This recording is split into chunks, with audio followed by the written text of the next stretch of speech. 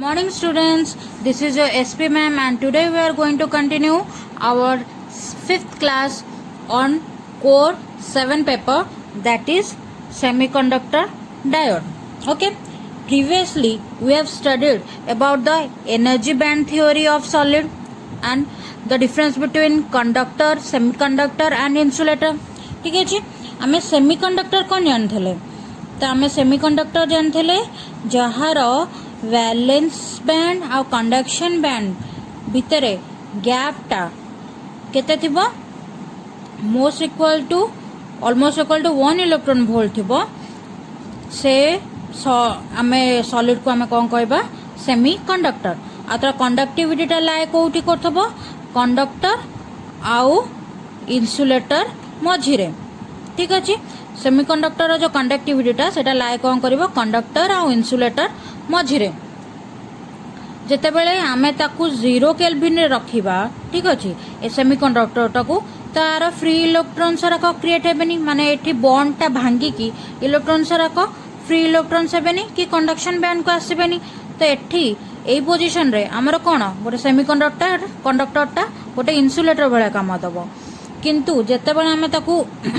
Energy दबा बा light energy दबा हीट एनर्जी दबा धर 300 केल्विन बा रूम टेम्परेचर रे रखिबा तो से कौन करिवो एठी एनर्जी गेन करिकी ता बॉन्ड ता भांगी दबो तो भांगी कौन करिवो फ्री इलेक्ट्रॉन आसिकी कंडक्शन बैंड को पळे आसीबे तो एठी से माने कोन कंडक्शन बैंड को आसला माने कोन हमरो इलेक्ट्रिसिटी फ्लो करिया पे हेल्प करेबे बुझ पाइलो कि नहीं एतिके हमें पूर्व क्लास रे सेमीकंडक्टर विषय जानथले तो सेमीकंडक्टर को हमें कौन करछे दीटा टाइप रे डिवाइड करछे ठीक अछि कौन कौन इंट्रिंसिक आउ एक्सट्रिंसिक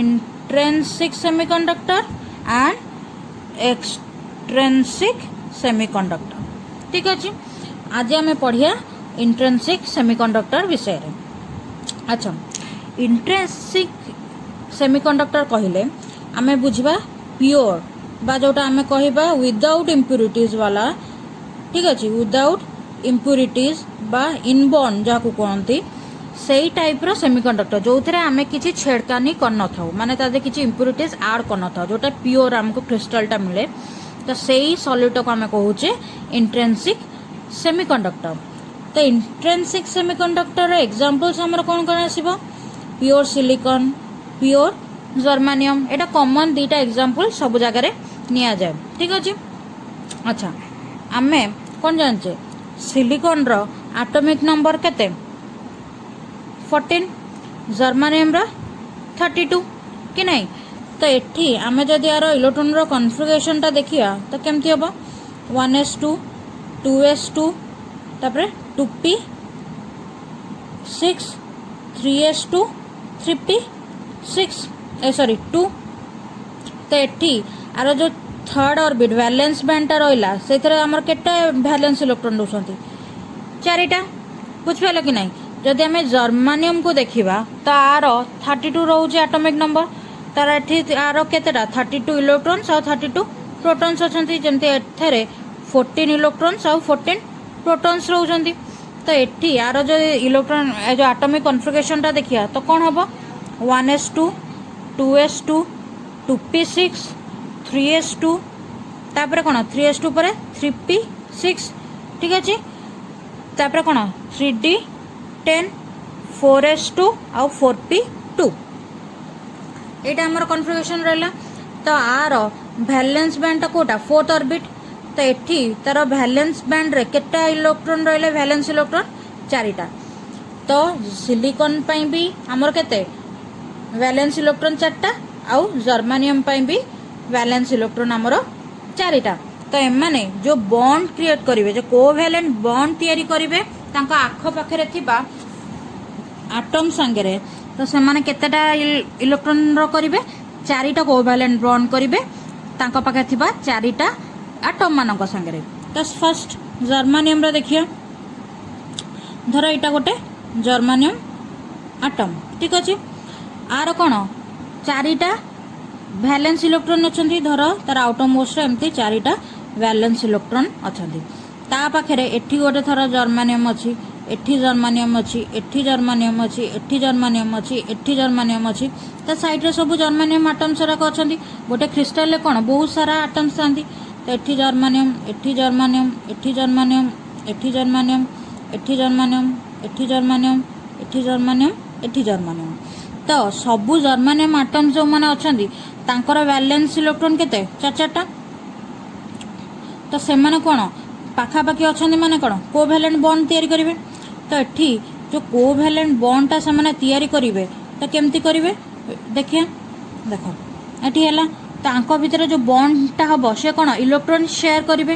तो आ वैलेंस इलेक्ट्रॉन संगे से कौन करिवो ए जर्मानियम आटम कौन करिवो ता वैलेंस इलेक्ट्रॉन को शेयर करिवो। तो एठी गोटे शेयरिंग हला, एठी गोटे शेयरिंग हबो, एठी गोटे शेयरिंग हबो, एठी से आ गोटे आटम को तार ए जो इलेक्ट्रॉन को शेयर कला, एठी से आ गोटे वैलेंस इलेक्ट्रॉन को ए जर्मानियम आटम रो वैलेंस इलेक्ट्रॉन संगे शेयर कला, एठी गोटे बॉन्डिंग कला, एठी गोटे बॉन्ड, एठी आ संगे बॉन्ड कला, एपर साइड रे गोटे बॉन्ड, एपर साइड रे बॉन्ड, एपर साइड रे बॉन्ड, एठी भी गोटे बॉन्ड हला। आ साइड रे भी जदि तमे डायग्राम करिवो तले तमे तार बॉन्डिंग देखि परिबो। तो एठी जर्मानियम टा हमर कोन चारिटा कोवैलेंट बॉन्ड तैयारी करछि by sharing it's 4 valence electron. बुझ पालो कि नहीं। तार जदि हमारे एनर्जी बैंड रो डायग्राम देखिया तो केमथि होबो। तो एठी हमर कोन कंडक्शन बैंड रहला, तळे हमर वैलेंस बैंड रहला, एटा जर्मानियम रो करा होछि। ठीक अछि। तो हमर एठी कोन सब इलेक्ट्रॉन सरा कराइबे वैलेंस बैंड रे। तुम भाबिबनी वैलेंस बैंड रे मात्र 4टा इलेक्ट्रॉन रहउछंती बोले गोटे जर्मानियम रो तार एठी ए जो जर्मानियम आटम रो वैलेंस इलेक्ट्रॉन 4टा रहउछंती माने वैलेंस बैंड रे मात्र 4टा ही इलेक्ट्रॉन्स रहबे सेमति नुहे। जेहेतु एटा क्रिस्टल पई टोटल निया होची तो टोटल क्रिस्टल जेतेटा जर्मानियम आटम रहिसंती सेमानकर सबु जाक वैलेंस इलेक्ट्रॉन रा कोठी रहबे ना वैलेंस बैंड रे रहबे। बुझ पाइलो। तो एठी कोन कंडक्शन बैंड रहला। तो तांको भितरे जो गैप टा फॉरबिडन एनर्जी गैप टा रहला सेटा केते रहबा हमरो जर्मानियम पई एटा रहबा हमरो 0.7 इलेक्ट्रॉन वोल्ट। तो एठी हमरो एठी जते बेला हमें एनर्जी दबा ठीक अछि वैलेंस इलेक्ट्रॉन सारा को एनर्जी प्रोवाइड करबा तो से कोन एठी बॉन्ड टा भांगी की फ्री इलेक्ट्रॉन से की कंडक्शन बैंड को पहुंचे पाई ताको केते इलेक्ट्रॉन वोल्ट रा एनर्जी दरकार 0.7 इलेक्ट्रॉन वोल्ट रा एनर्जी दरकार जहा द्वारा से गैप टा को ओवरकम करिकी कोन करिवे कंडक्शन बैंड को आसी परिबे आ तांकर कोन हबो इलेक्ट्रिसिटी फ्लो करिया पई हेल्प करि परिबो।